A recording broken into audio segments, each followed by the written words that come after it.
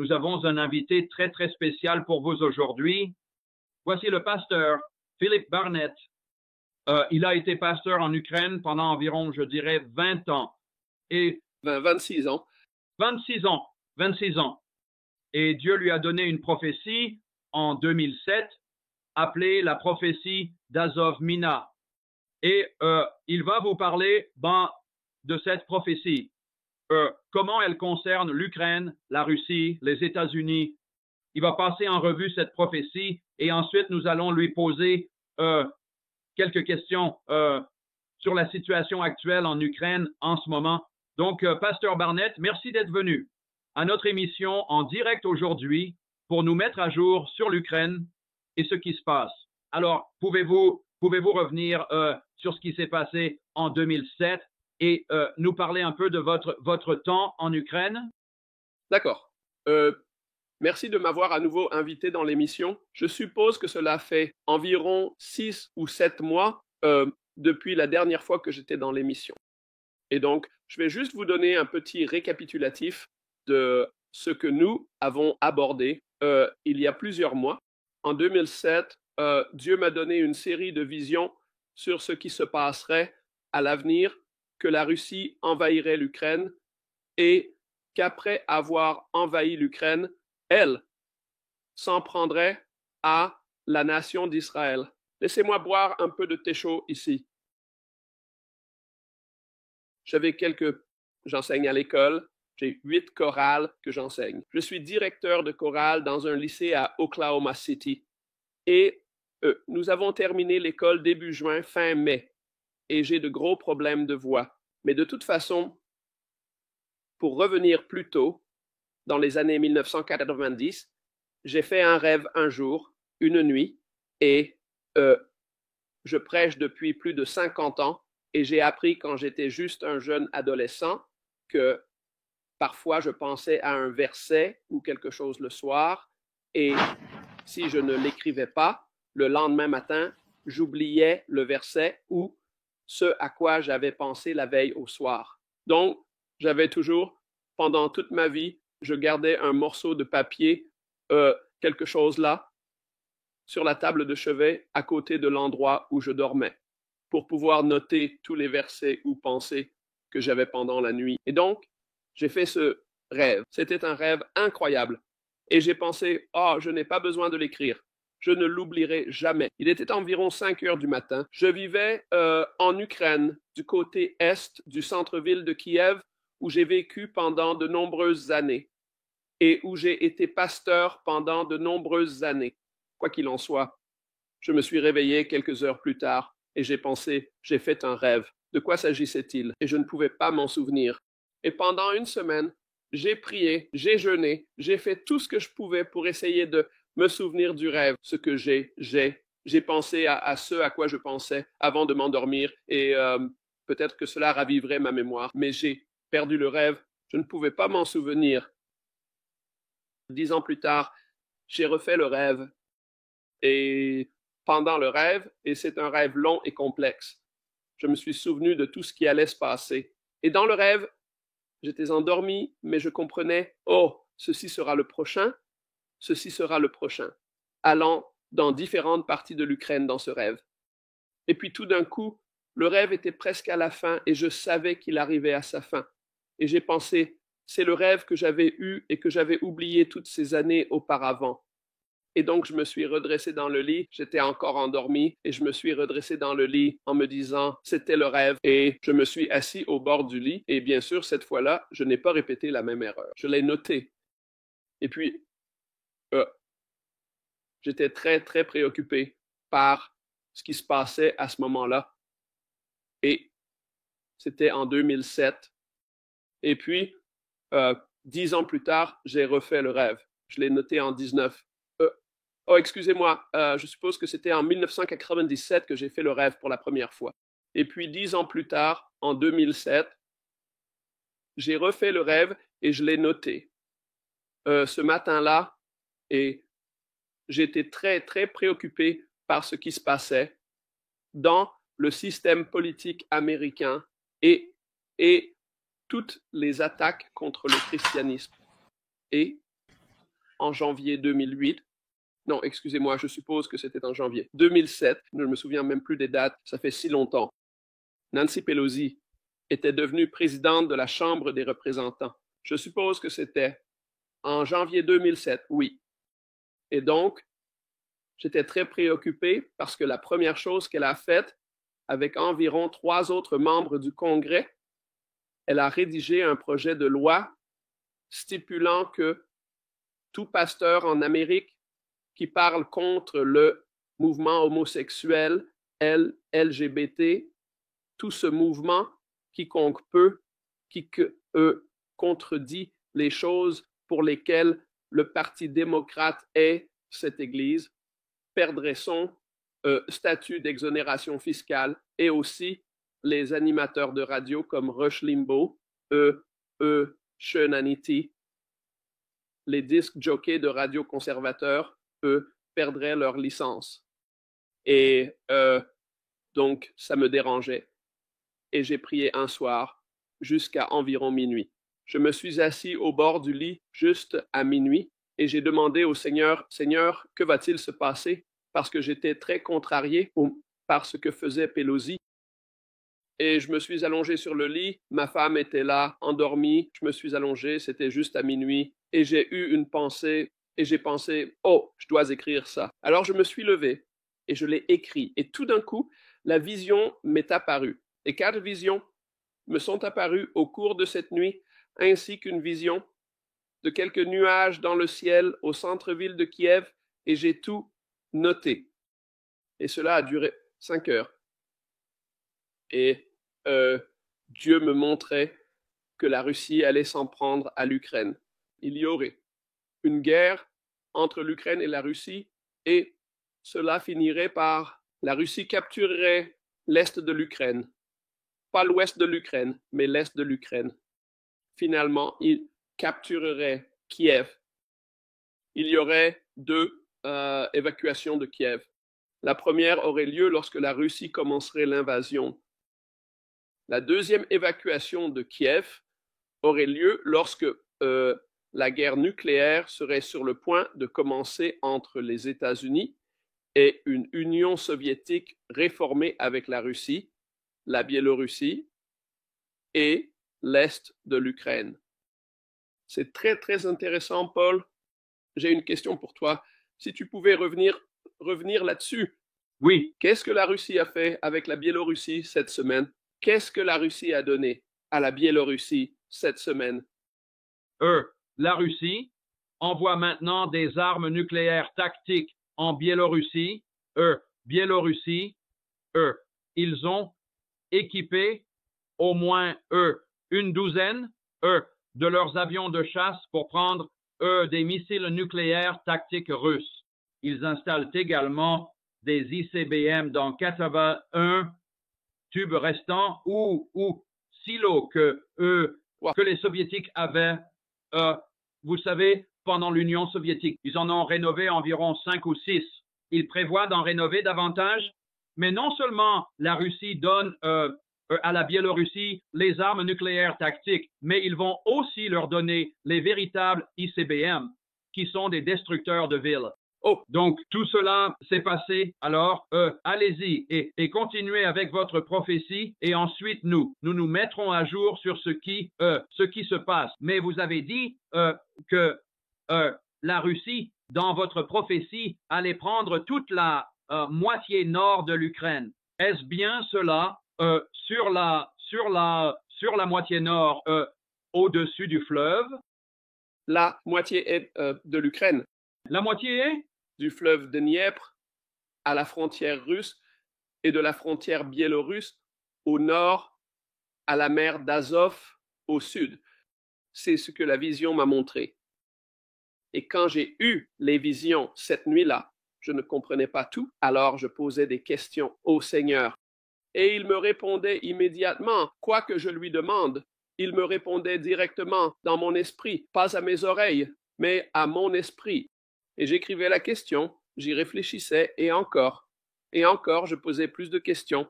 Quand j'avais épuisé toutes les questions que je pouvais avoir sur une certaine vision, alors une autre vision m'apparaissait Et bien sûr, là est la vision, la première vie ou le rêve que j'avais eu. Et Dieu expliquait tout du rêve avec les visions et j'avais eu ce rêve comme en 1997 et puis encore en 2007. Il montrait 8 missiles nucléaires qui ressemblaient à d'énormes montagnes gelées. Et quand j'ai eu le rêve en 1997, j'étais dans le centre de l'Ukraine, près d'une ville israélienne, avec une ville pleine de nombreux juifs appelée Ouman.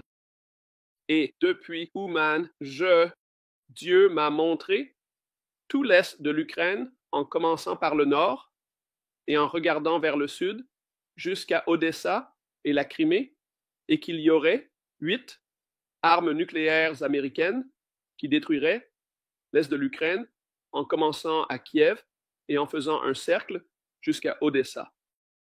Et puis, quand le rêve s'est répété, 10 ans plus tard, tout était exactement le même dans le rêve, sauf que j'étais beaucoup, beaucoup plus proche de ces missiles nucléaires qui étaient comme des montagnes. Mais en réalité, c'était juste des missiles ICBM géants gelés. Et j'ai demandé dans le rêve, pas la vision, mais le rêve qui est devenu avant les 4 visions, j'ai demandé dans le rêve, quelle est cette montagne? Il n'y a pas de montagne comme ça en Ukraine. Et une dame m'a répondu, Azovma. Et j'ai demandé, Azovma, quoi? Et elle a répété, Azovma. Je ne comprenais pas ce que cela signifiait. Je me suis dit, eh bien, il y a beaucoup de voyelles dans ce mot. Peut-être que c'est un mot italien parce que l'italien a beaucoup de voyelles dans cette langue. Quoi qu'il en soit, après les rêves, j'ai demandé au Seigneur, je priais un jour, quelques jours plus tard, le lendemain, peut-être 2 jours plus tard, j'ai demandé au Seigneur, Seigneur, que signifie Azovma? Et les gens prononcent cela Azovmina, ils le prononcent de différentes manières, mais la façon dont le mot m'a été dit dans le rêve était Azovma, accent Azovma. Donc l'accent était sur le Zov et sur le A de Ma. Et donc j'ai demandé au Seigneur, Seigneur, que signifie Azovma? Et il dit, écris-le. Alors je me suis levé du sol où je priais et je l'ai écrit lentement, à majuscule, et j'ai fait une pause. Z et j'ai fait une pause. O et j'ai fait une pause. V et j'ai fait une pause. Et j'ai pensé, oh, Azov, cela doit avoir un rapport avec la mer d'Azov, quelque chose. Alors, j'ai continué à écrire. M, toutes les lettres que j'ai écrites en majuscule. M, pause. E, pause. N, pause. A, j'ai pensé. Ma, je sais ce que c'est. Et j'ai couru dans l'autre pièce, j'ai attrapé ma Bible, et je suis revenu et j'ai ouvert le livre de Daniel, où la main, les doigts étaient apparus, écrivant sur le mur, quand les Babyloniens et les dirigeants et le roi, ils portaient un toast aux idoles qui étaient censés vivre et n'étaient pas. Donc nous savons que les idoles ne sont pas de vrais dieux, mais ils utilisaient les vases qui avaient été apportés du temple de Jérusalem pour porter un toast, boire à ces fausses idoles, dont l'écriture que les doigts sont écrites était Men, Uphar Saint, et ils ont fini par faire venir Daniel, le roi. Ses genoux tremblaient ensemble quand il a vu. Et tout le monde, des centaines et des centaines de personnes ont vu les doigts écrire sur le mur derrière les chandeliers. Et donc, il appelle ou d'une manière ou d'une autre sa mère ou grand-mère entre et elle dit, oh, il y a un homme qui peut interpréter cela. Il a travaillé pour ton père et c'était un homme sage. Fais venir Daniel. Alors Daniel entre, il voit tous ces vases, ils boivent et il interprète l'écriture sur le mur qui disait, tu es pesé dans la balance et tu es trouvé insuffisant et ton royaume est donné aux Mèdes et aux Perses. Et cette nuit-là, Babylone est tombée aux mains des Mèdes et des Perses. Eh bien, cela s'est accompli. Men était le même mot. Chaque fois que j'ai donné la prophétie, en avril le 22 avril 2007, je me souviens avoir ri quand j'ai commencé cette prophétie. Je l'ai commencé ce matin-là et j'ai pris 2h40 pour donner la prophétie et j'ai dit, aujourd'hui, c'est le 22 avril, l'anniversaire de Vladimir Lénine. Et ce jour-là est célébré chaque année à l'époque soviétique. C'était alors en Ukraine, en Biélorussie, tous ces pays. Et c'était un jour de nettoyage dans toutes les villes, toutes les communautés, tous les quartiers. Les gens se rassemblaient dehors et nettoyaient toutes les feuilles et les débris de l'hiver. Et j'ai dit, vous savez, c'est l'anniversaire de Vladimir Lénine et je donne cette prophétie que Dieu m'a donnée le jour de son anniversaire, que Dieu a des idées différentes sur l'ère soviétique par rapport à celle de Lénine. Et donc j'ai parlé d'Ozobinam dans le rêve et j'avais dans le message ce jour-là et j'avais prié ce matin-là. Seigneur, maintenant j'ai créé toutes ces vidéos et ces images de ce que j'ai vu dans le rêve, dans les 4 visions. Et Seigneur, j'ai besoin d'une sorte de consolation parce que le Seigneur m'a dit, il a dit, je l'ai dit à d'autres personnes pour qu'elles partagent que la Russie envahira l'Ukraine, puis envahira Israël et tout le monde a refusé. Donc, tu devras le faire tout seul. Et donc, je me sentais un peu seul. C'est comme, Seigneur, j'ai besoin d'une confirmation. Je ne cherche pas un signe, Seigneur. Je vais faire tout ce que tu m'as dit de faire. Mais si je le fais correctement, et le Seigneur m'a dit, il a dit, tu ne peux rien ajouter à ce que je t'ai dit cette nuit-là, et tu ne peux rien retirer de ce que je t'ai donné cette nuit-là. N'ajoute rien, ne retire rien. Et si tu dis tout comme je te l'ai dit, alors plus tard, je te donnerai plus d'informations. Donc, je voulais m'assurer que je plaisais au Seigneur. Et donc, j'ai dit, Seigneur, si je fais tout correctement, pourrais-tu, d'une manière ou d'une autre, me montrer que tu es satisfait de la présentation, que je n'ai rien ajouté, que je n'ai rien retiré? À la fin du message, ce jour-là, un message de 2h40, et c'est en ligne, vous pouvez le trouver sur Osobina en ligne. Quoi qu'il en soit, un homme vient vers moi. Je n'avais jamais vu cet homme auparavant. Je n'avais jamais donné une prophétie de ce genre auparavant dans ma vie, même si j'avais prêché pendant de nombreuses années. Et cet homme est venu vers moi et il a dit, quand vous parliez d'Ozobina et que vous avez dit que cela, Sobina, signifiait que de la rivière Dniepr à la frontière russe, de la frontière biélorusse ukrainienne au nord jusqu'à la mer d'Azov au sud, toute l'Ukraine de l'Est serait détruite par une guerre nucléaire après que la Russie occupe l'Est de l'Ukraine. Il a dit, quand vous avez dit cela, j'ai su que vous parliez de ma ville, Mino. Et je l'ai regardé et j'ai demandé, il y a une ville en Ukraine appelée Mino? Il a dit, oui. Il a dit, je suis né là-bas. Il a dit, quand j'étais petit garçon, les grands-parents, les grands-pères et les grands-mères l'appelaient Minet, mais maintenant c'est appelé Mino.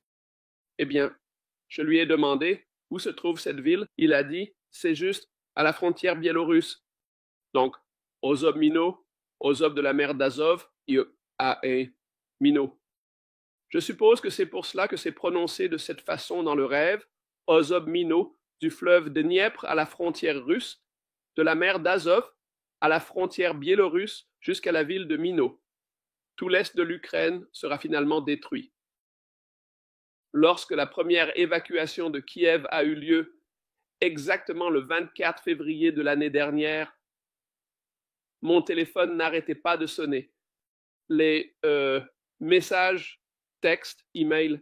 Philippe, allons-nous avoir une guerre nucléaire? Est-ce que la Russie, est-ce que les pays de l'Est et de l'Ouest, est-ce que les pays occidentaux vont entrer en guerre avec la Russie maintenant? Et j'ai dit, ah non, pas pour l'instant. Et donc je vais dire que Dieu a dit que c'est fini après que la Russie capture l'Est de l'Ukraine, puis ils viendront contre Israël et c'est là que la guerre nucléaire commencera. Et ben là, une partie, la plupart de la Biélorussie, une partie de la Russie et l'Est de l'Ukraine seront détruits dans la guerre nucléaire. Et donc, je veux dire, beaucoup, c'était la question. Je veux dire, les gens appelaient depuis l'Ukraine et appelaient et appelaient. Allons-nous avoir une guerre nucléaire comme Azovmana l'a dit? Et j'ai dit, pas pour l'instant, pas pour l'instant. Mais pas à pas, nous nous rapprochons de plus en plus. La semaine dernière, la Russie donne des armes nucléaires à la Biélorussie, Et donc, nous nous rapprochons de plus en plus. Maintenant, je sais que l'Ukraine a commencé une offensive et ils prennent pas mal de territoire. Ils ont déjà pris peut-être au moins 5 ou 6 petites villes dans le sud. Si vous regardez les vidéos, et nous voyons chaque jour, je le suis chaque jour. Ma belle-mère, la famille de ma femme, j'ai épousé une Ukrainienne. Je ne m'étais jamais marié jusqu'à ce que j'aille en Ukraine. Et Dieu m'a donné une merveilleuse Ukrainienne pour être ma femme. Elle est de Kiev, où j'ai été pasteur. Elle a été sauvée quand je prêchais en 1993 lors de son évangélisation à Kiev. Et nous avons 2 enfants. L'un d'eux est un leader de louange et d'adoration à l'Université nazaréenne du Sud et il est parti ce matin. Il dirige la louange pour des camps d'été à travers l'Oklahoma, le Texas, l'Arkansas et cette région des États-Unis. Il est parti ce matin et donc nous sommes fiers de lui et de notre fille. Nos enfants sont vraiment, vraiment impliqués dans l'évangélisation. Nous avons terminé l'école biblique de vacances hier soir. Et donc, nos enfants sont vraiment, vraiment impliqués dans tout, avec le Seigneur, avec la musique, le chant et le théâtre. Donc, de toute façon, l'Azovmana est en train de se réaliser. Ce n'est pas encore le moment pour la guerre nucléaire. Même si l'Ukraine est impliquée dans une offensive. Ce que Dieu m'a dit dans l'Azovmana, et il y a 3 semaines, j'ai fait un message de 2h30 pour le programme télévisé de TBN Ukraine et il est en cours de traduction en ukrainien. Je ne sais pas comment ça se passe jusqu'à présent. J'ai été vraiment, vraiment occupé ces 3 dernières semaines, 3 ou 4 semaines depuis que j'ai fait ce message de 2h30. Et les questions de l'Ukraine étaient, est-ce que il va y avoir une guerre nucléaire maintenant? Azovmana a-t-il changé? J'ai dit, eh bien, si cela vient de Dieu, cela ne peut pas changer. Je ne peux rien changer. Si cela vient de moi, cela échouera. Ça, vous ne pouvez pas vous fier aux preuves circonstancielles. Quand j'ai donné Azovmana en 2007 sur les réseaux sociaux, oh là là, j'ai reçu des menaces sans arrêt que des gens allaient me tuer encore et encore.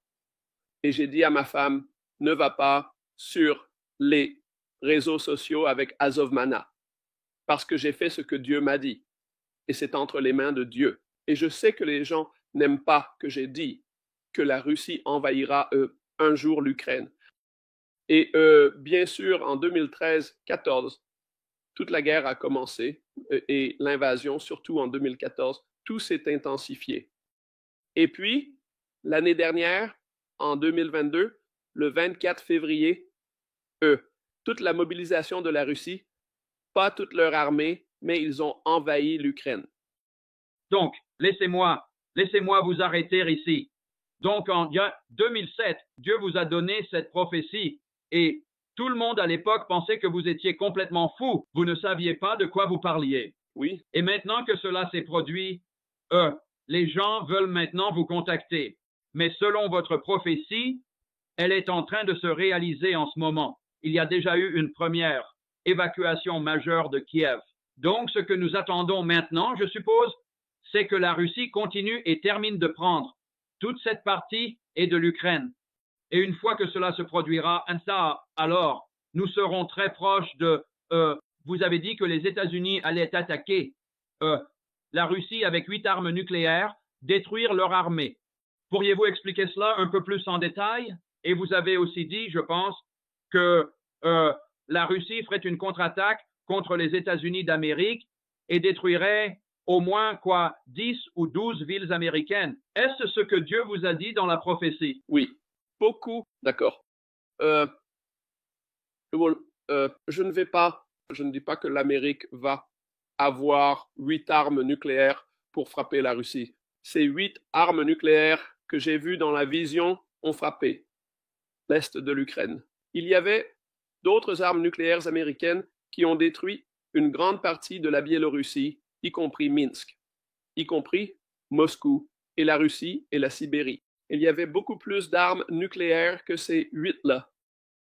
La vision concernait spécifiquement l'Ukraine, mais elle aussi, quand Dieu m'a parlé cette nuit-là en 2007, il a dit, j'ai dit cela à d'autres personnes, elles ont toutes refusé de dire ce que je leur ai donné. Et donc il dit, je t'ai appelé à être un prophète, non seulement pour l'Ukraine, mais pour de nombreux pays. Donc, les États-Unis d'Amérique et l'OTAN vont lancer une première frappe sur la Russie. Est-ce que c'est ce que vous voyez, qu'ils vont lancer un... Non, non, pas une première frappe. Je ne sais pas qui lance les premières armes, parce que de nombreuses armes nucléaires russes vont détruire des villes américaines. 3 armes nucléaires frapperont New York City. 2 frapperont Washington, D.C. Boston sera touché. Baltimore sera touché. Cleveland, Ohio sera touché. Detroit, Michigan sera touché. St. Louis, Missouri sera touché. La Nouvelle-Orléans sera touchée. En Louisiane, Memphis, Tennessee sera touché. Nashville, Tennessee sera touché. Little Rock, Arkansas sera touché. Los Angeles sera touché. San Francisco sera touché. Denver, Colorado sera touché. Albuquerque, Nouveau-Mexique sera touché. De nombreux endroits en Amérique seront touchés. La raison pour laquelle Dieu m'a donné ce rêve est que Dieu dit dans Amos, laisse-moi d'abord regarder dans Amos. J'ai la Bible ici, laissez-moi regarder dans Amos. Donc, vous ne savez vraiment pas qui va lancer en premier, soit les Russes, soit les États-Unis. Donc, cela n'était pas vraiment clair pour vous, qui commence réellement l'attaque nucléaire. Alors, eh bien, je me souviens d'il y a des années quand j'ai vécu en Ukraine pendant 26 ans. Nous sommes ici, de retour en Amérique depuis plus de 4 ans. Je suis de retour en Amérique avec ma famille depuis 4 ans et demi. En fait, le 7 juillet, cela fera 5 ans que j'ai amené ma famille ici pour vivre. Et l'échange nucléaire entre la Russie, une Union soviétique réformée et les États-Unis, cela prend environ 30 minutes pour qu'un missile ICBM traverse le pôle Nord pour frapper. Je veux dire, ça va probablement être à peu près au même moment. Ils vont se frapper mutuellement, d'accord? Maintenant, regardez ce que Dieu dit dans le livre d'Amos ici. D'une manière ou d'une autre, laissez-moi voir. Attendez une seconde. Amos, le 3e chapitre, le 7e verset. Je lis ici la version King James. Tout le monde, ouvrez votre Bible, votre application sur votre téléphone. Le 7e verset du 3e chapitre d'Amos. Dieu dit, en vérité, le Seigneur Dieu ne fera rien sans avoir révélé ses secrets à ses serviteurs, les prophètes. D'accord? Donc, en d'autres termes, Dieu dit, je ne peux pas détruire les nations ou permettre, excusez-moi, Dieu ne tente personne, il ne détruit pas. Il retire ses mains de la protection et permet à la destruction de venir comme un jugement. Donc Dieu dit, je ne peux pas apporter le jugement, je ne peux pas permettre que cela se produise sans avertir les gens d'abord. Il avertit toujours. Quelle est la raison d'Azov Mina? Juste pour faire peur aux gens? Non, c'est pour avertir les gens que c'est ce qui arrive. L'Est de l'Ukraine sera détruit. Avant la guerre, les gens m'appelaient, me contactaient, des gens qui croyaient en Azov Mina. Et ils me demandaient, Philippe, où dois-je déménager? Et je leur disais, eh bien, si j'étais vous, maintenant, je ne vous dis pas de vendre votre propriété, je ne dis pas cela, mais si c'était moi, je quitterais l'Est de l'Ukraine et je déménagerais dans la ville de Lviv, on est à l'ouest de l'Ukraine. Et les gens, je veux dire, je me souviens d'une famille dans l'Est. Oh, il y avait une énorme division entre le père et la fille dit, ce que ce type prêche est vrai. Je pars, je quitte, le père dit, tu es folle. Juste parce qu'un prédicateur américain a dit que la Russie allait envahir l'Ukraine. Tu vas quitter la maison et déménager dans l'ouest de l'Ukraine? Eh bien, elle l'a fait. Et j'ai pensé de nombreuses fois à ce que ce père a pu penser lorsque la guerre est arrivée et s'il devait partir et que sa fille était déjà quelque part dans l'ouest de l'Ukraine où il pourrait se réfugier. Donc l'échange nucléaire aura lieu. Les gens ne me croyaient pas en 2007. Je veux dire, ils disaient des choses comme « nous allons tuer ce type » et aucun autre prédicateur n'osera jamais dire que la Russie attaquera l'Ukraine. Cela n'arrivera jamais après que nous l'ayons tué. Bien sûr, cela effrayait ma femme et je lui disais simplement de ne pas lire ces choses, de ne pas s'en préoccuper. Et donc, maintenant, Donc, selon ce que vous venez de dire, l'OTAN et les États-Unis vont frapper Moscou. Ils vont frapper Saint-Pétersbourg. Ils vont frapper d'autres grandes villes russes avec l'attaque nucléaire et cela va presque être simultané. La Russie va lancer, les États-Unis vont lancer en même temps et puis prier pour ne pas être dans la zone d'explosion. Donc, c'est incroyable. Alors, pour les personnes qui viennent de se connecter à notre chaîne, voici le pasteur Philippe Barnett. Il a vécu en Ukraine pendant environ 26 ans. Il avait de nombreuses églises là-bas et il nous parle de la prophétie que Dieu lui a donnée en 2007, appelée la prophétie d'Azov Mina, sur la façon dont la Russie, à l'avenir, envahirait l'Ukraine et qu'il prendrait le contrôle de toute la partie orientale de l'Ukraine et qu'à ce moment-là, il y aurait une deuxième grande évacuation de Kiev. Cela ne s'est pas encore produit. La Russie est toujours en train de combattre. L'Ukraine est actuellement en contre-offensive. Ils ont pris quelques villes de plus. Donc, évidemment, cette guerre va continuer au moins encore 6 mois, peut-être 1 an avant que l'attaque nucléaire ne se produise réellement. L'échange entre l'OTAN, est-ce l'information que Dieu vous a donnée? Probablement encore environ 1 an. Je crois.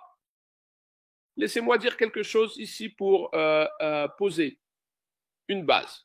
La raison, Dieu m'a donné un zogna pour que les gens puissent être avertis et les gens qui croient pourraient échapper aux zones en Russie, en Biélorussie et en Ukraine qui seraient détruites. Et pendant de nombreuses semaines, des milliers et des milliers d'Ukrainiens, grâce à ma prédication, excusez-moi, des milliers et des milliers de Juifs dans l'est de l'Ukraine ont fui, je veux dire par dizaines de milliers, grâce à ma prédication, ont quitté l'est de l'Ukraine. Et que aussi, cependant, côté ouest du fleuve Nippur, où ont fui vers Israël. Je veux dire, Dieu voulait qu'il n'y ait pas un autre holocauste de Juifs. Et donc, il a utilisé ma prédication. Il y a une dame du nom de Natalia Krzyznoska. Elle a présenté ce présage à toutes les églises baptistes, pentecôtistes, charismatiques, juives, messianiques, aux synagogues dans tout le sud-est de l'Ukraine, à Donetsk et à Louhansk, parce que c'est ce que j'ai dit aux gens vivant à Donetsk et à Louhansk, ils doivent partir. La guerre arrive dans cette région.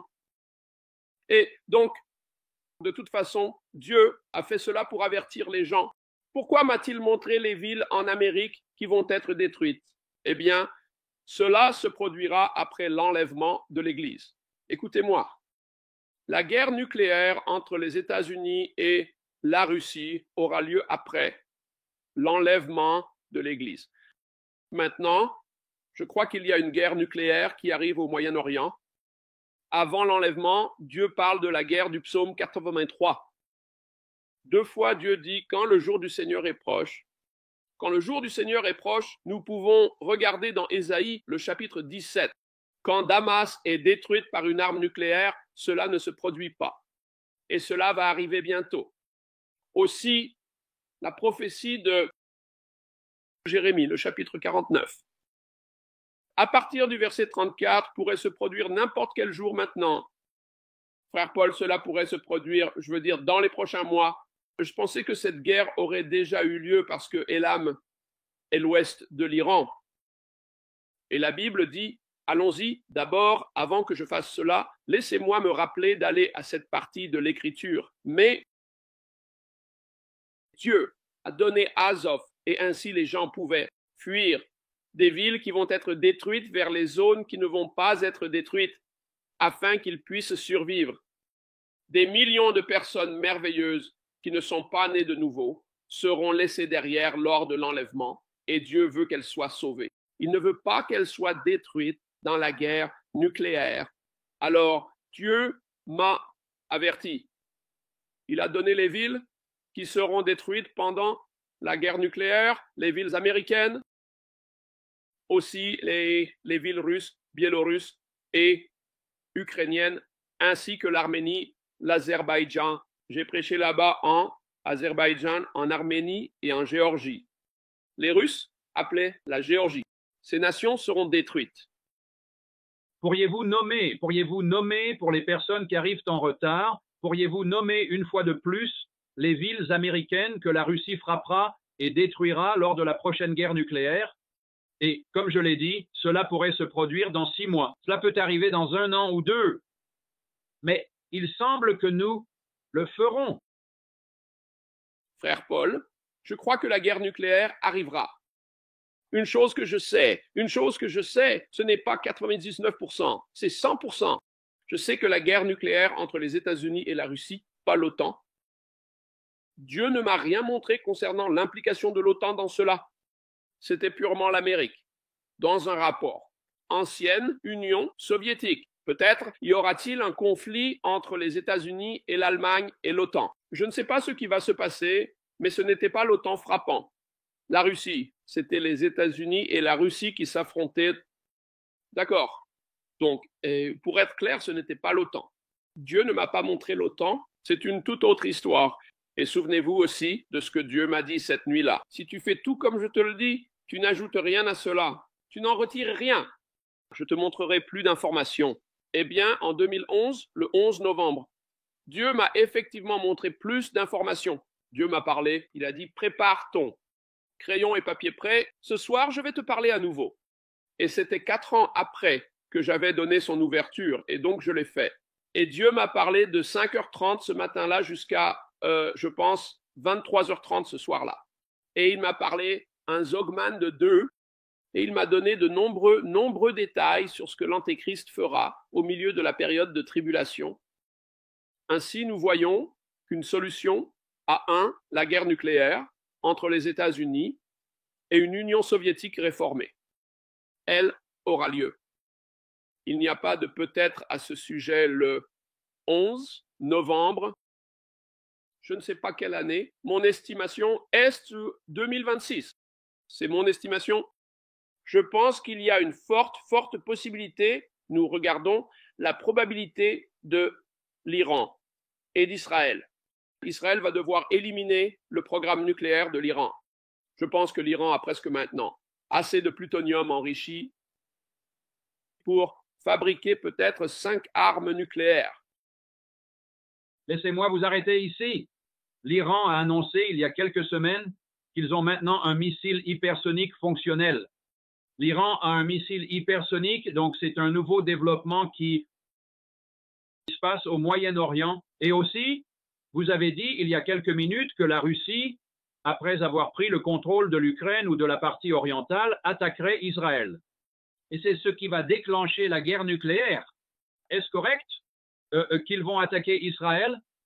Oui, mais le missile hypersonique que la Chine a développé, la Chine a, et je ne sais pas ce que l'Iran a, mais je sais que la Chine a développé un missile hypersonique. Je pense peut-être en décembre dernier, novembre-décembre, et cela a choqué le système politique américain, l'armée américaine. Et c'est à ce moment-là qu'ils ont arrêté. Ils ont commencé à empêcher la Chine d'obtenir les puces informatiques. Je veux dire, vous pouvez avoir 1 milliard d'octets, 1 milliard de bits d'information sur ces minuscules puces informatiques microscopiques. Donc, tout se dirige vers la fin. Mais une chose que je sais, la guerre nucléaire qui a lieu, nous comprenons une chose à propos de l'enlèvement. Maintenant, je prêche depuis plus de 50 ans et je prie. Bien sûr, nous connaissons tous l'Écriture. Personne ne connaît le jour ni l'heure où le Seigneur va venir. Nous ne pouvons pas comprendre les temps et les saisons. Souvenez-vous de la tribu de Manassé. Dans l'Ancien Testament, la Bible disait que les hommes de Manassé avaient la capacité de discerner les temps et les saisons. Eh bien, Dieu est le même aujourd'hui. Il peut révéler aux gens les temps et les saisons. Maintenant, pourquoi Dieu permettrait-il qu'une guerre nucléaire ait lieu entre les États-Unis et une Union soviétique réformée le 11 novembre, que Dieu m'a parlé? En 2011, la raison du 11 novembre est que les pèlerins sont venus sur le Mayflower. Et avant de débarquer, ils ont rédigé le Mayflower Compact, une alliance que les pèlerins allaient fonder. Une nation qui serait une ville sur la colline. Comme l'ancienne technologie, comme la nation d'Israël, l'Amérique deviendrait une nation comme Israël, une ville située sur la colline. Et donc, lorsqu'ils ont débarqué à Plymouth Rock, l'alliance qu'eux et tous les marins et les personnes sur le Mayflower qui n'étaient pas chrétiens ont également signé. Ils construiraient une nation sous Dieu. D'accord. Donc, quand ils ont débarqué à Plymouth Rock, c'est à ce moment-là que le pacte du Mayflower est entré en vigueur, est entré en application. Ils ont dit, et chaque fois que nous débarquons et que nous commençons notre ville, c'est à ce moment-là que le pacte entre en vigueur. Et cela a eu lieu le 11 novembre 1620, il y a plus de 400 ans. Donc, le 11 novembre, l'Amérique a maintenant rompu l'alliance. Nous permettons à notre Cour suprême de permettre aux hommes d'épouser des hommes, aux femmes d'épouser des femmes. Nous avons avorté bien plus de 60 millions de nos bébés. Nous savons mieux que ça. La raison pour laquelle cela s'est produit, frère Paul, c'est que les prédicateurs ne prêchent pas contre cela. Les prédicateurs veulent que l'argent continue d'affluer. Ils veulent que les gens les félicitent. Pasteur, c'était juste un merveilleux message sur l'amour du prochain, aimer tout le monde. D'accord. Mais qu'en est-il d'avertir les gens d'un endroit appelé l'enfer? Et donc ce sont les gens, les prédicateurs, qui n'ont pas averti l'Amérique. Ils ont permis que cela se produise. Et donc, l'alliance a été rompue. Nous l'avons rompue, pas Dieu, notre nation, a rompu l'alliance en assassinant des millions de bébés homosexuels. Je suis enseignant. Nous sommes confrontés à cela dans les écoles. C'est une arnaque? D'accord. Donc, la guerre nucléaire aura lieu le 11 novembre. Oui, je continue de dire aux gens que l'Amérique est le Sodome et Gomorrhe moderne. Notre armée promeut activement toute cette perversion. Notre armée, on dirait que tout le pays devient fou à propos de la communauté LGBT. Mais il n'y a vraiment rien que nous puissions faire. Je pense que nous sommes déjà sous jugement et je pense que cela va se produire. Cela ne peut pas être écarté par la prière. Vous savez, Dieu devra s'excuser auprès de Sodome et Gomorrhe. Mais vous savez, je suppose que nous attendons le 11 novembre et que cela se produise cette année, l'année prochaine ou l'année d'après. Il semble que votre prophétie se réalise et que Dieu vous a donné énormément de détails. Donc, ce sera probablement, je ne sais pas si la Russie peut prendre toute la partie, vous savez, orientale en 6 mois. Je ne sais pas si leur armée est capable de faire cela. Donc, nous pourrions avoir au moins encore 6 mois à 1 an, mais personne ne sait vraiment.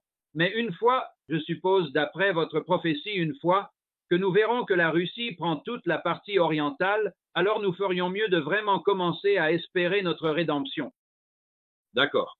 Et Paul, des gens de tous les États-Unis me contactent sans arrêt. Où dois-je déménager? Partout. C'est partout. Hors de ces villes qui vont être bombardées, je suppose, n'est-ce pas? D'accord. La toute première arme nucléaire russe détruira la ville de Chicago. La toute première. La prochaine ville qui sera détruite sera Detroit. La prochaine ville qui sera détruite sera, excusez-moi, une que j'ai oubliée au-dessus. De Milwaukee, Wisconsin, Milwaukee. La suivante sera Cleveland, Ohio. La suivante sera Saint Louis, dedans. Les missiles descendront. Memphis, Tennessee sera touché. Nashville sera touché. Denver, Colorado sera touché. Albuquerque, Nouveau-Mexique. Little Rock, Arkansas, ce qui m'a préoccupé. Je n'ai pas compris. Dieu, pourquoi vas-tu permettre que Little Rock soit touché? Je ne comprends pas cela. Ce n'est pas un centre d'immoralité comme New York ou Los Angeles. Quoi qu'il en soit, Los Angeles, San Francisco seront touchés. La Nouvelle-Orléans sera touchée. New York sera touché par 3 armes nucléaires. Washington, D.C. sera touché par 2 armes nucléaires. Dieu va assécher le marais lui-même. D'accord. Boston sera touché. Baltimore sera touché. Et il y aura des zones sûres en Amérique. La zone sûre pour le nord-est sera Cincinnati et la terre au-dessus de Cincinnati et au sud de Cincinnati. Il y aura une zone sûre. Dieu permettra aux gens du nord-est de fuir vers afin qu'ils ne soient pas détruits dans la guerre nucléaire après l'enlèvement. Il y aura une zone sûre en Arizona. Il y aura une zone sûre en Alabama. Il y aura une zone sûre dans la partie sud-est des Smoky Mountains, la région de Cleveland, Tennessee et Chattanooga. Et cette région sera une zone sûre. Il y aura une vaste zone sûre au Texas, en Oklahoma, au centre, du Kansas, l'est lointain et l'ouest lointain du Kansas seront détruits parce que Saint-Louis sera touché. Et ces armes nucléaires, certaines d'entre elles ne sont pas seulement des destructeurs de villes, elles peuvent détruire des États entiers. Elles sont massives, certaines de ces armes. Aussi, les plaines du Nord, au nord du Dakota du Sud, du Nebraska, seront des zones sûres. Je dirais, au milieu de la période de tribulation, ceux qui sont de Rapid City, Dakota du Sud, doivent être préparés parce que les Chinois essaieront de capturer au milieu de la période de tribulation l'aéroport et la ville de Rapid City. Ils viendront du Canada. Aussi, j'ai prêché aux gens, aux baptistes du sud du Texas, qu'au milieu de la période de tribulation, les Chinois traverseront la frontière pour détruire le Texas et l'Oklahoma. Permettez-moi de dire quelque chose à propos de... Il y a quelques années, plus de 5 millions de réfugiés ont fui la Syrie et le nord de l'Irak vers l'Europe. Pourquoi Dieu a-t-il permis cela? Parce qu'il se prépare à y avoir une guerre nucléaire là-bas avant l'enlèvement. Dieu permettait aux chrétiens, tous les chrétiens ont fui, et des millions de musulmans modérés ont fui parce qu'il se prépare à y avoir une guerre nucléaire là-bas avant l'enlèvement. Quand les Chinois entreront au Mexique, ils traverseront le nord du Mexique pour attaquer l'Arizona, le Texas, le Nouveau-Mexique. Le Nouveau-Mexique sera essentiellement détruit par la guerre nucléaire. D'accord. Donc le Texas, Dallas, Texas, Houston, Texas ne seront pas détruits par un missile russe. Ils les épargneront pour l'instant.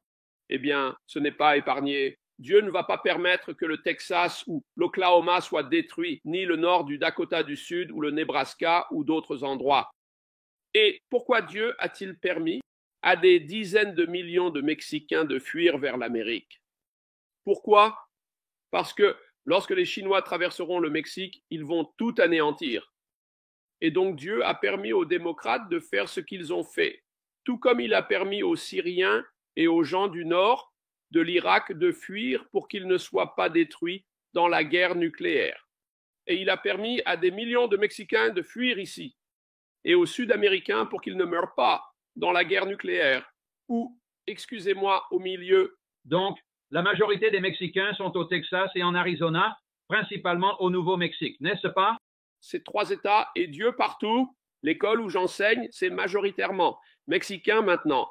Vraiment? Oui, d'accord, ils sont partout, ils arrivent par millions, mais pourquoi cela s'est-il produit? Je suis contre. Je pense que c'est une erreur d'avoir nos frontières ouvertes. Je pense que c'est une erreur, d'accord. Mais Dieu l'a permis parce qu'il voit ce qui va se passer au milieu de la période de tribulation. Les Chinois arrivent, ils vont violer toutes les femmes qu'ils peuvent trouver. Des centaines, des millions d'entre eux n'ont même pas de femmes et dont la destruction arrive. Alors Dieu leur a permis de traverser la frontière parce que tout pasteur Paul, frère Paul, arrive à une conclusion. Les Juifs reviennent. Je crois qu'il y a une forte chance que nous allons voir une grande guerre entre l'Iran et Israël très bientôt, dans les prochains mois, cette année prochaine. Israël n'a pas le choix et la Bible dit Élam, Ukraine occidentale, quand cette guerre viendra. Il n'y aura pas un pays dans le monde où les Élam ne fuiront pas pour échapper aux radiations. Et cela pourrait arriver la semaine prochaine, le mois prochain. Cela va arriver. Nous avons donc rapporté lors de notre dernière émission que depuis octobre, plus de 10 000 hommes chinois, ils les ont appelés à la frontière mexicaine, essayant d'entrer 10 000 hommes chinois en âge de servir dans l'armée. D'octobre de l'année dernière à maintenant, c'est une augmentation de 11 000%. Il semble donc que la Chine essaie d'introduire des hommes chinois en âge de servir dans l'armée, en ce moment aux États-Unis. Êtes-vous familier avec la prophétie de Dimitri Dudman, le pasteur roumain?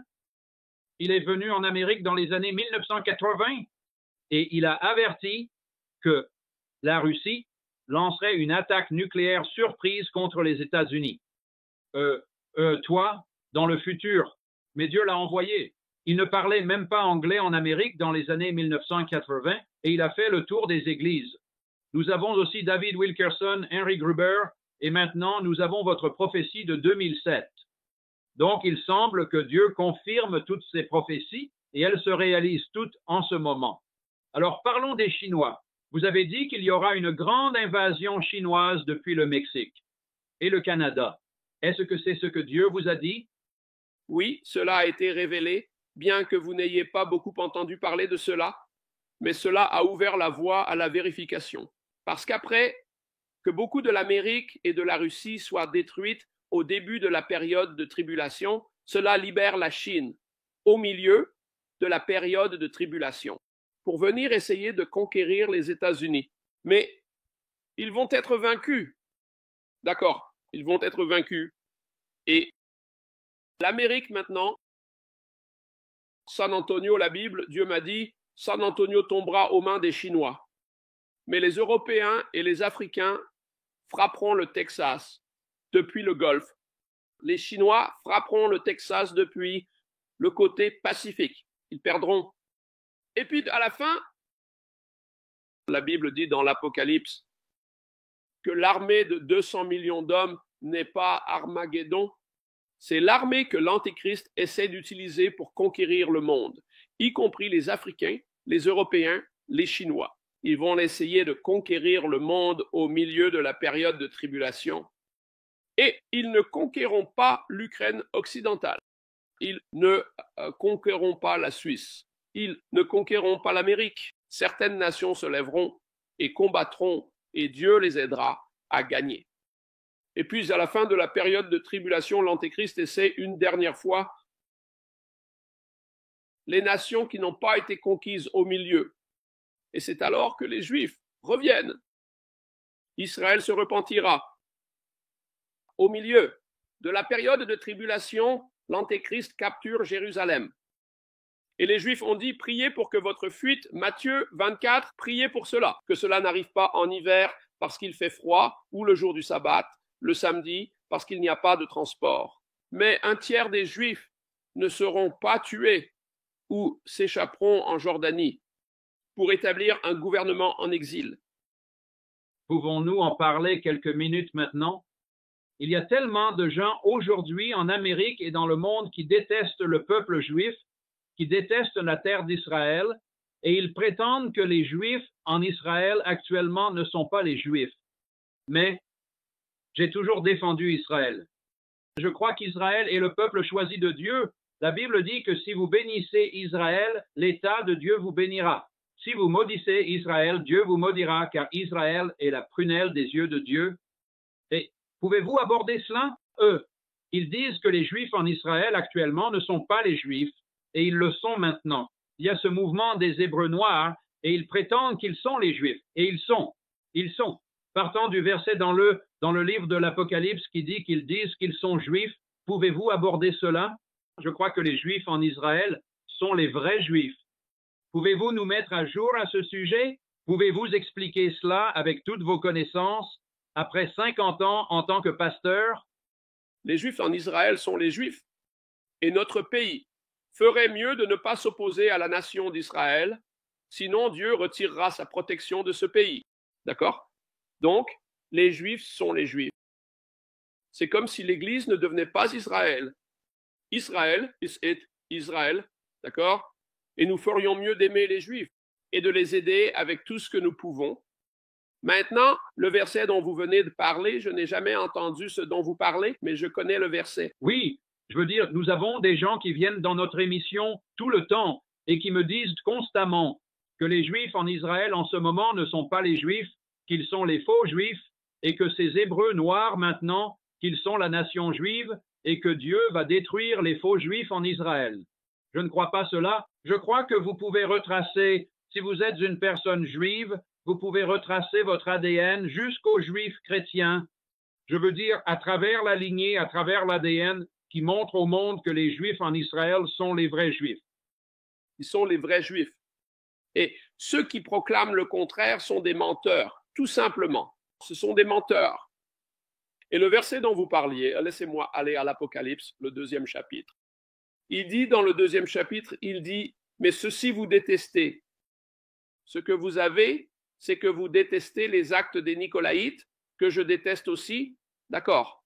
Nico signifie, c'est un préfixe qui signifie régner sur. C'est à la dame de gouverner les laïcs de l'Église. D'accord. Donc, les Nicolaïtes régnaient sur les en introduisant de fausses doctrines. Ce n'est pas le verset que je veux souligner. Laissez-moi voir. Ce n'est pas ce que je veux mettre en avant.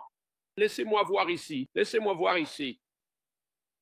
Seigneur, aide-moi à m'en souvenir. D'accord, vous parlez de ils prétendent être. D'accord, laissez-moi voir ici. Laissez-moi voir. C'est au début ici dans l'Apocalypse. Cela pourrait même être dans l'Apocalypse chapitre 3, l'un des premiers versets. C'est là où je suis. Apocalypse 3. J'étais dans 2 et 3. Il est dit. Oh, allez. Oh, d'accord, voilà.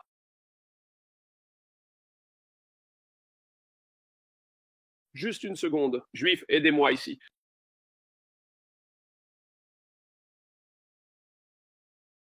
Mais la Bible parle beaucoup du fait que Dieu a fait une alliance avec Abraham et il a changé son nom d'Abraham à Abraham. Et il a promis à Abraham 1000 générations qu'il bénirait sa descendance, 1000 générations, et les Juifs et les chrétiens viennent de la descendance d'Abraham. Donc, Dieu n'a pas abandonné les Juifs, Dieu n'a pas abandonné Israël, Dieu sauvera le peuple juif. Et un jour, quand il reviendra, les écailles de leurs yeux seront ouvertes. Leurs yeux seront ouverts et ils verront celui qu'ils ont crucifié. La Bible nous dit cela dans le livre de Jérémie. Alors, allez-y, pasteur, quand vous êtes prêts. D'accord. Merci Dieu, le Seigneur m'a rappelé.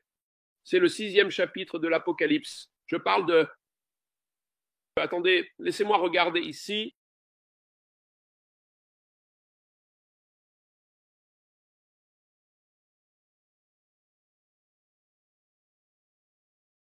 Laissez-moi voir ici. J'ai un trou de mémoire. Ce n'est pas, je ne vois pas ce que je cherche. Quoi qu'il en soit, vous connaissez le verset dont nous parlons. C'est la Bible, c'est là où il est dit que ceux qui prétendent être juifs ne le sont pas. Voici le verset. C'est ce que je cherche. Oui, je ne sais pas. J'ai laissé ma Bible à l'étage, donc je n'en ai pas avec moi. Désolé pour ça. D'accord.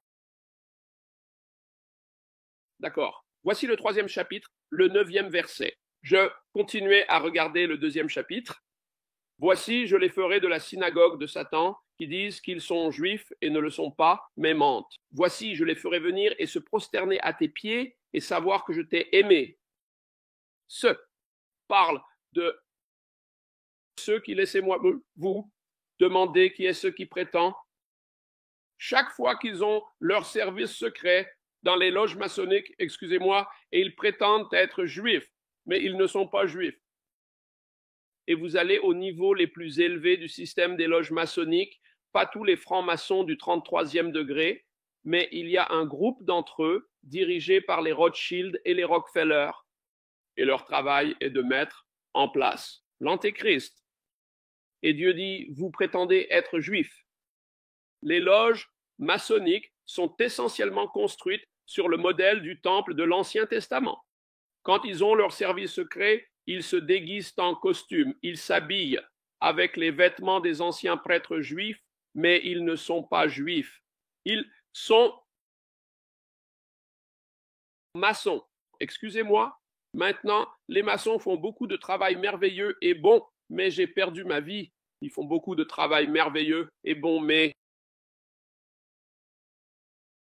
les échelons supérieurs du système maçonnique, ils utilisent ce système pour obtenir du pouvoir à travers leurs bonnes œuvres. Et ils prétendent être juifs, mais ils ne le sont pas. Et Dieu dit, je vous abaisserai le système de loi maçonnique. Dieu dit, je le jugerai. Et la plupart des grands dirigeants dans chaque pays, dans la hiérarchie, même dans la CIA, le FBI, dans notre gouvernement, partout dans le monde, sont des maçons. Et beaucoup de gens ne savent pas que Trump est un maçon du 33e degré. Il s'assoit avec son triangle. Chaque fois que vous voyez Trump lors d'une interview, il a cet état de triangle entre ses jambes. Tout le monde a vu cela ces 20 ou 30 dernières années. Beaucoup de gens ne le savent pas, le pouvoir des récoltes. Il y a un triangle des arbres qui sont plantés sur le côté du bâtiment, c'est comme un temple maçonnique. Il y a 2 piliers en haut, tant de choses se passent.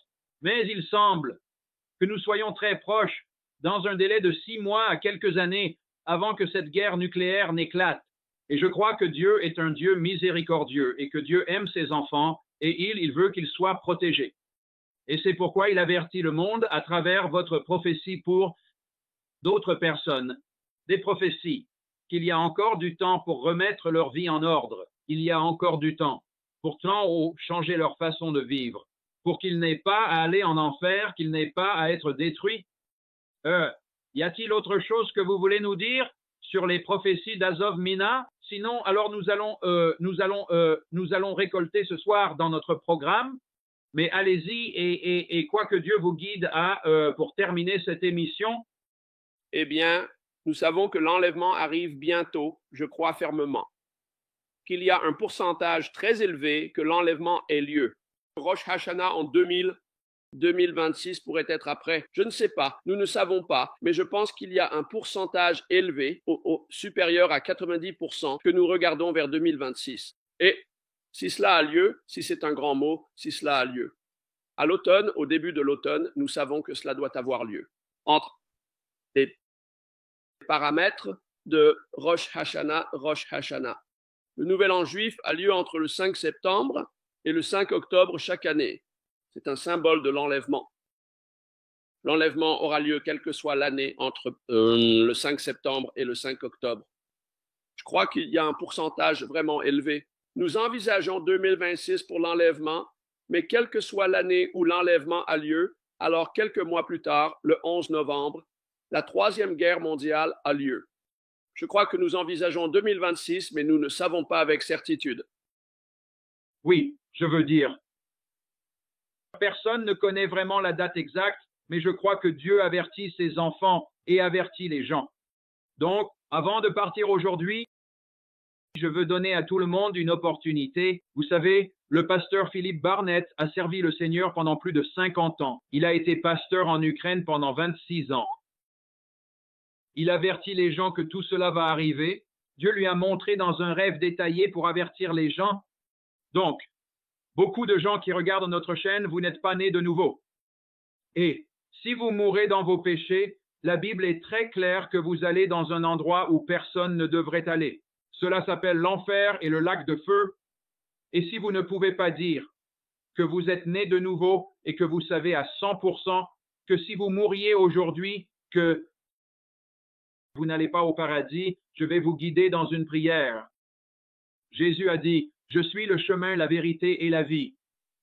Personne ne vient au Père que par moi. Il n'y a qu'un seul chemin vers le paradis, et c'est par le sang versé de Jésus-Christ. » Donc, si je m'adresse à vous n'importe où dans le monde, si vous vous repentez de vos péchés et si vous demandez à Jésus-Christ de vous pardonner vos péchés, il le fera.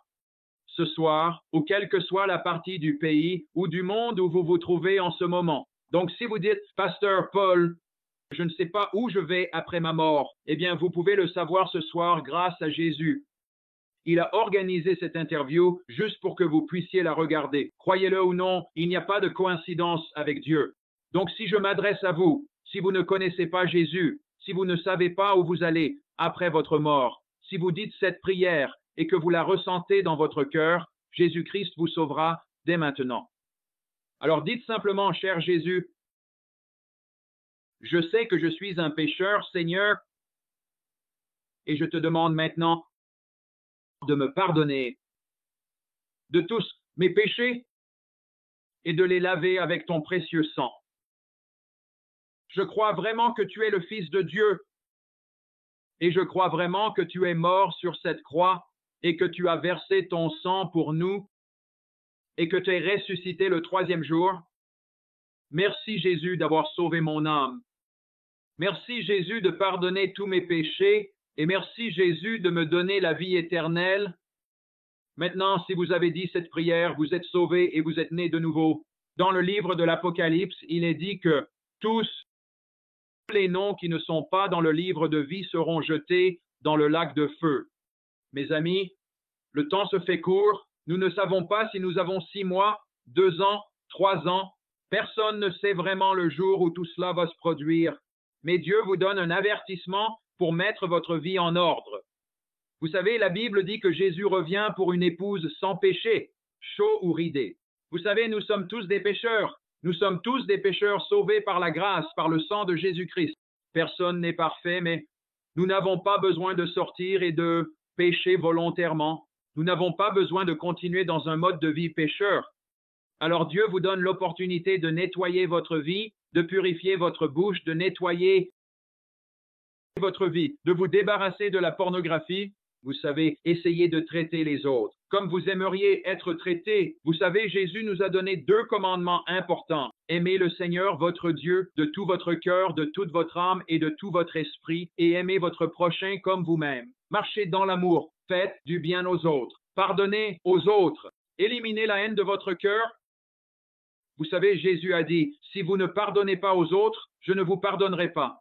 Alors, s'il vous plaît, partagez cette vidéo. Informez les gens de ce qui est sur le point de s'abattre sur le monde. Mais je veux revenir et vous remercier, pasteur Philippe Barnett, pour votre perspicacité sur ce qui se passe dans le don.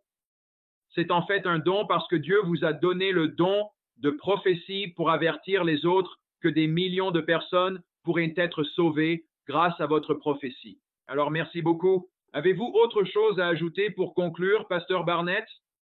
Eh bien, que Dieu vous bénisse, frère Paul. C'était un privilège d'être sur l'émission avec vous. Et c'est, comme en 2007, c'était très peu probable que la Russie envahisse un jour l'Ukraine. Et en ce moment, il semble que, la Russie ne gagne pas la guerre. Ils ne captureront pas Kiev, mais d'une manière ou d'une autre, tout va se réaliser. L'essentiel est que Jésus revient bientôt et nous devons nous préparer.